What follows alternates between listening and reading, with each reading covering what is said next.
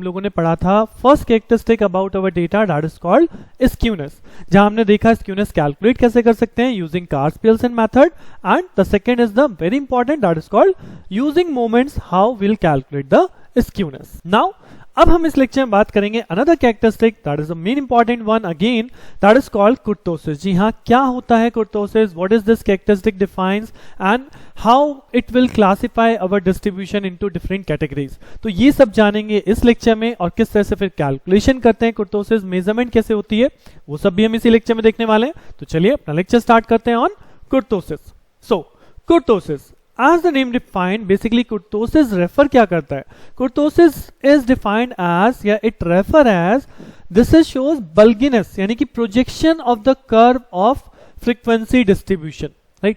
अब अगर मैं बात करूं पिछले लास्ट लेक्चर की आपको याद दिलाऊं तो हमने स्क्यूनेस पढ़ा था जो कि हमें सिमेट्रिकल डिस्ट्रीब्यूशन के बारे में बताता है, बट कुर्तोसिस क्या बताता है, कुर्तोसिस बताता है ये जो कर्व का टॉप है, राइट, ये जो टॉप है ये टॉप फ्लैट आ रहा है या पीक्ड फॉर्म में आ रहा है, like this you will get this type of curve जहां पे आपकी एक पीक बन रही है, या you will get this type of normal curve, या might possible we will get more flatty curve, right, this more flatness on the top we will get. So किस तरह का हमारा डिस्ट्रीब्यूशन है, either it has a flat top, either it has a peak dot top, और either it is a normal curve, तो इस चीज को हमें रेफर करता है कुर्तोसिस। अब कुर्तोसिस को कैलकुलेट कैसे किया जाता है, कुर्तोसिस को कैलकुलेट किया जाता है with the help of same that is moment method, और मोमेंट के अकॉर्डिंग इसको हम डिनोट करते हैं बीटा 2 से, this is denoted by beta 2 and calculated as μ4 divide by μ2 square. So same thing है, अगर आपको मोमेंट कैलकुलेशन पता है you can calculate the moment from any way, either directly, either from the raw moment, either from the data series, then हम लोग kurtosis भी calculate कर सकते हैं। अब जैसा कि मैंने आपको बताया कि ये फ्लैट की टॉपनेस के बारे में बताता है कि कैसा है फ्लैट टॉप, मतलब टॉप कैसा है कर्व का हमारा, तो सेम चीज इसको हम 3 कैटेगरी में डिवाइड कर देते हैं। जैसे मुझे यहाँ पे 3 डिफरेंट टाइप्स ऑफ कर्व मिले, one is called if the curve is normal then this is called basically beta is equal to 3 and beta 2 is equal to 3, and in this case when the curve is neither flat nor have a peaked shape, तो हम उस distribution को बोलेंगे मेसोकुर्तिक, right, इस नाम को याद रखिएगा, नोट कर लीजिएगा, दैट इज कॉल्ड मेसोकुर्तिक। वहीं पे अगर आपका ये जो रेफरेंस पॉइंट है इस रेफरेंस पॉइंट से ऊपर जा रहा है, ऊपर जाने का मतलब इट इज टुवर्ड्स द पीकर साइड, आपका जो टॉप है वो पीक साइड पे है यानी पीक रखता है, तो उस केस में हमारा कैलकुलेशन जो आता है that is beta 2 is greater than 3, और इस केस को हम बोलते हैं leptokurtic, right, this is called leptokurtic. And if it is beta 2 is less than 3 यानी कि हमारे पास फ्लैटनेस ज्यादा है, देन इस केस को हम बोलते हैं प्लैटीकुर्तिक। तो अगर आपसे डिस्ट्रीब्यूशन का नेचर पूछा जा रहा है या डिस्ट्रीब्यूशन को क्लासिफाई करने के लिए क्वेश्चन में बोला जा रहा है कुर्तोसिस कैलकुलेट के बेसिस पे, देन वो इन 3 कैटेगरी में डिवाइड होगा। If beta 2 is greater than 3 then that is leptokurtic, it is have more sharply peak, if it is equal to 3 then neither flat nor sharp peak, that is called mesokurtic, and if less than 3 then more flatter and it is called platykurtic, right. So ये हो गई kurtosis की definition, classification. अब बारी आती है problems की। So straight forward मैंने यहाँ पे क्वेश्चन कंसिडर किया, the first 4 moments about a mean of a frequency distribution are these values. So ये आपको डायरेक्टली मोमेंट्स गिवन है about mean, that is nothing but this is μ1, μ2, μ3 and μ4. What we have to calculate? We have to calculate the kurtosis of the distribution. That means simply मैं क्या calculate करूंगा? I will calculate beta 2 that depends on μ4 divided by μ2 square. So μ4 हमारे पास available है, that is 35,000, और यहाँ पे μ2 है 100, 100 का square हो जाएगा, and if you solve this you will find 3.5. So this 3.5 value is greater than 3 category, right, और जब ग्रेटर देन 3 है तो ग्राफ किस कैटेगरी में है? जी हाँ, ग्राफ है leptokurtic. If beta 2 is greater than 3 जो कि इस क्वेश्चन में मिल रहा है, दैट मींस डिस्ट्रीब्यूशन कैसा है? डिस्ट्रीब्यूशन है हमारा लेप्टोकुर्तिक, राइट। सो इस तरह के straight forward direct question 2 marks में बन जाते हैं, जहां पे आपको केवल फॉर्मूला याद होना चाहिए कि कुर्तोसिस कैसे कैलकुलेट करना है, just apply the formula, get the result, और उसको आप क्लासिफाई कर सकते हैं, राइट। एक अनदर टाइप की कैटेगरी लेते हैं जहां पे जैसे कि मैंने बोला आपको रॉ मोमेंट्स गिवन आते हैं, राइट। सो रॉ मोमेंट अगर गिवन है, the question is like this, the first 4 moments of a distribution about x is equal to 4 are this 10 and 45, right? So now these are the 4 moments distribution के around है, जो कि किस value के around है, around 4. So that means ये value किसकी हो गई, ये वैल्यू हो गई mu1 dash, mu2 dash, mu3 dash and mu4 dash. Right, so we have given basically this time raw moments. अब हमें क्या पूछा है आगे, obtain the various characteristics of the distribution on the basis of the given information. अब आप कौन कौन सी कैरेक्टरिस्टिक्स हैं जो इस डिस्ट्रीब्यूशन से कैलकुलेट कर सकते हैं. Now I have know about skewness, हमने लास्ट सेक्शन पढ़ा. Now I have know about kurtosis, हमने पढ़ रहे हैं. सो मुझे दोनों कैरेक्टरिस्टिक पता है ना. तो बेस्ड ऑन दिस वैल्यूज अगर मेरे पास ये रॉ मोमेंट्स हैं, I can calculate first of all central moment. और सेंट्रल मोमेंट कैसे कैलकुलेट करेंगे, जी हाँ, हमने फॉर्मूले पढ़े थे. What are those formulas, formulas are mu1 is equal to 0, mu2 is equal to mu2 dash minus mu1 dash square as on mu3 and mu4. so with the help of these formula आपके पास values available हैं. अगर आप यहाँ पे value calculate करते हो तो mu1 तो 0 है ही, mu2 की वैल्यू आपको कैलकुलेट करने के बाद आएगी that is 3, basically this is 4 and minus 1 square तो 3.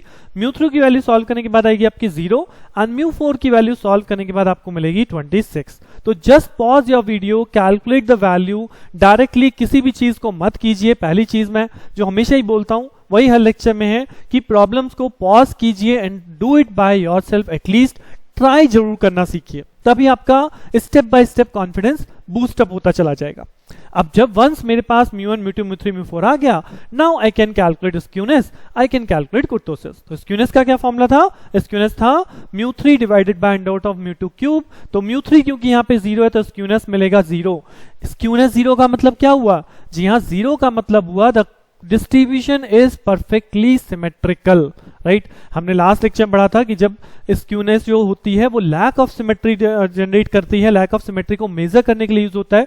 सो अगर हमारे पास 0 आ रहा है दैट मींस फ्रीक्वेंसी डिस्ट्रीब्यूशन कैसा है, that is almost symmetrical. Right, so skewness calculate हो गया. अब इसी तरह से नेक्स्ट कैरेक्टरिस्टिक देख लेते हैं, वो क्या है, वो कुर्तोसिस है. तो kurtosis done by mu4 divided by mu2 square.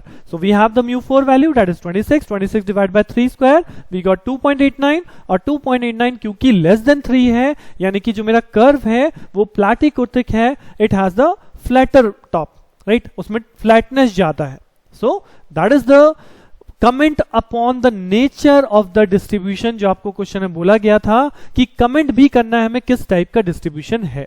Right, सो कोई भी क्वेश्चन आए आपके पास मोमेंट से रिलेटेड, मोमेंट कैलकुलेशन आप कर सकते हैं. मोमेंट के बेस पे आप ये दोनों कैरेक्टरिस्टिक्स को बहुत इजीली डिफाइन कर सकते हैं, चाहे स्क्यूनेस है या फिर कुर्तोसिस है. राइट, अब एक और प्रॉब्लम मैंने आपको यहाँ पे प्रैक्टिस के लिए रखी है. मैं यहाँ पे वही चीज फिर से कहूंगा, just pause your video and try to solve this data series question जहां पे हमें 100 स्टूडेंट्स का डेटा दिया गया है. This is the height and this is the frequency. Right, so यहां पे बेसिकली ये x है and this is basically f. So आपको x गिवन है, आपको f गिवन है. वी हैव 100 स्टूडेंट डेटा और हमें कैलकुलेट करना है कुर्तोसिस. राइट, सो क्वेश्चन बिल्कुल सेम टू सेम वैसा ही है जैसा अब तक हम डेटा सीरीज में करते आ रहे हैं. Firstly we have to calculate the moments. और अगर आप इस क्वेश्चन को देखें, because x is too much higher then, तो मैं इस क्वेश्चन को फिर से अपना चेंज ऑफ स्केल यूज कर सकता हूं. और क्योंकि यहाँ पे इक्वल इंटरवल भी है, right, there is equal interval of 2, so हम अपना चेंज ऑफ स्केल बिल्कुल यूज कर सकते हैं. बिकॉज चेंज ऑफ स्केल हम तभी यूज कर पाते हैं जब हमारा इक्वल इंटरवल हो. सो इन द सेम मैनर जैसे कि हमने अब तक क्वेश्चन अटेम्प्ट किए हैं, उसी पॉइंट पे मैंने यहाँ पे भी इस क्वेश्चन को टैबुलेट किया है. So first of all we make a table जहां पे हमारे पास x की वैल्यूज आ गई, these are the x values and these are the f values. Then we have calculated u, और u अगर आपको याद हो तो u कैलकुलेट करते हैं x minus a by h, where a is called the assumed mean, जो कि हम मीडियन की हेल्प से कैलकुलेट करते हैं. तो अब अगर मैं आपको बोलूं what is the median of x over here, तो फिर वही सेम चीज है. यहाँ पे नंबर ऑफ क्वांटिटीज कितनी है, दैट इज 9. सो 9 प्लस 1/2 यानी कि फिफ्थ आइटम जो होगा that is our assume mean. यानी कि ये जो 67 this fifth item that is our assume mean. इसी के बेस पे यहाँ मैंने u को कैलकुलेट किया है. सो x minus 67 divide by what is h. h is basically 2, यहाँ पे 1 लिखा हुआ है, इससे कंफ्यूज मत होइएगा. This is basically 2. Right, so अब जब आप कैलकुलेट करेंगे तो this is 59, 59 minus 67 that is -8, -8 divide by 2 that is -4. तो on the same way you will calculate u, और u की कैलकुलेशन में हमेशा हमको पता है कि जो समेशन ऑफ u होता है that is always 0. This is a verification on your calculation. उसके बाद क्योंकि मुझे मोमेंट्स कैलकुलेट करने हैं और आपको याद होगा कि मोमेंट्स कैलकुलेट जब हम करते हैं चेंज ऑफ स्केल मेथड से तो हम क्या कैलकुलेट करते हैं, हम कैलकुलेट करते हैं बेसिकली रॉ मोमेंट। जी हाँ, μ1 डैश, μ2 डैश, μ3 डैश। एंड अब क्या इस क्वेश्चन में मुझे आगे जाने की जरूरत है?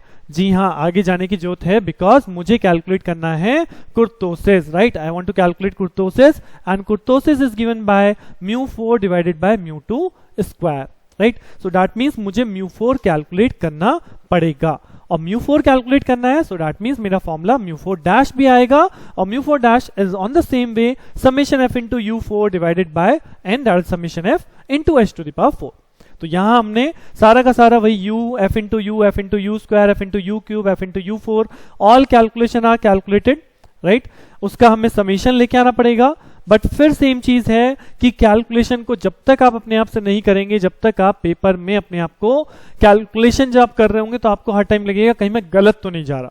बट अगर यही कैलकुलेशन आपने यहाँ पे कर ली, if you use the calculator, तब आपको पेपर में 110% मैं कह सकता हूं ये फीलिंग नहीं आएगी कि आप गलत तो नहीं जा रहे, right? And once you have all these value, just put the value over here, like u1 dash है तो u1 dash के लिए summation fu चाहिए, that is 12, divide by frequency, that is 100, multiply by h है मेरे पास 2, तो ये हम solve करेंगे, we will get the all the values like 0.24, 6.56, 11.52 and 176. So use your calculator, solve all these value. अब एक बार जब आप ये रॉ मोमेंट्स कैलकुलेट कर लेंगे, उसके बाद फाइनली तो आपको कुर्तोसिस चाहिए और कुर्तोसिस के लिए क्या चाहिए? I need μ4 by μ2 square, that means मुझे μ4 और μ2 चाहिए।